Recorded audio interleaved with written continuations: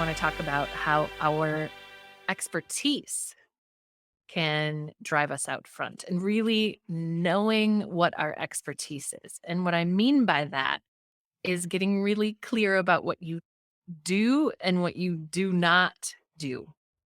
Is your particular superpower and what isn't. And I think knowing what isn't is the key here. Step into the place where we can absolutely stand with two strong feet. So I spent many years working at an organization, coaching their speakers for a long time, 15 years.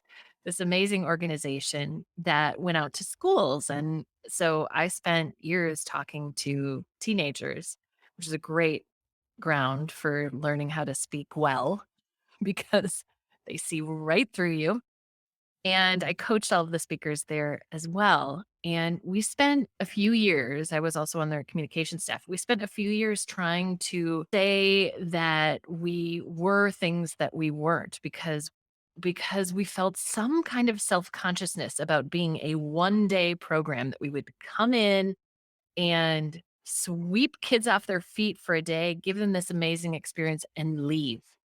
The youth workers on our team had some concern about that it was like, we don't know kids long term. We are not building long term relationships. And once we came to terms with that, what it allowed us to do was to say, we do not do long term, but there is a particular power in the one day experience. Here's the particular power in us coming in and being the rock star and then leaving.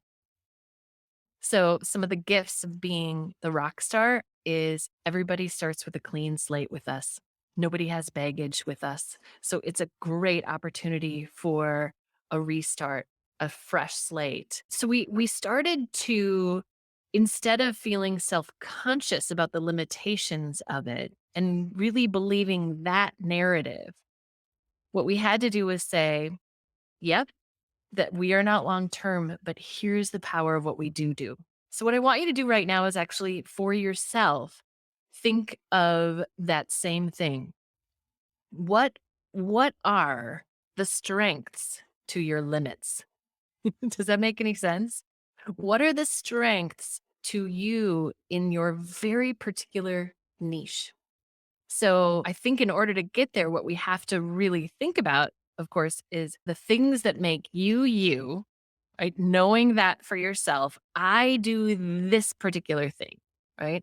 And knowing that for yourself, and then acknowledging all the things that you don't do. So sometimes this is good to think about when you think about like competitors. And I use that term really loosely, but other people in your area. So they are going to do it their way. And your job is not to do it like them, but your job is to do it exactly the way you would do it, utilizing your superpower gifts. Okay. So we want to acknowledge our limits because there's so much power in doing that. So what is one particular strength that you bring in your approach with your audience? What is one thing that you do in your approach in your work that is very particular to you? Okay. So when I think about me and my approach, there's a lot of speaker coaches out there that take a more kind of corporate feel and a corporate approach. And it's very much like, here is the way. And my approach is much more, here's the way, and we're going to break the rules as we go because I want this to be authentic. Okay. So it's a much more nuanced approach than many, many people use. So I have to own the limitations of that approach. But when I get really comfortable and confident about my particular niche, then I can stand on that really strongly. Does that all make sense? Okay. Part of stepping out front and being pulled out front by our expertise is not just knowing what we do particularly well and what our particular strength is in our approach, but also what you don't do. What don't you do? What is the thing that you're like, I don't do that. That's not my thing. I just don't do that. Other people do that. That's great, but that's not my thing. Do an honest assessment. of yourself and your particular approach so that you can use that to stand on as you step out front. We cannot.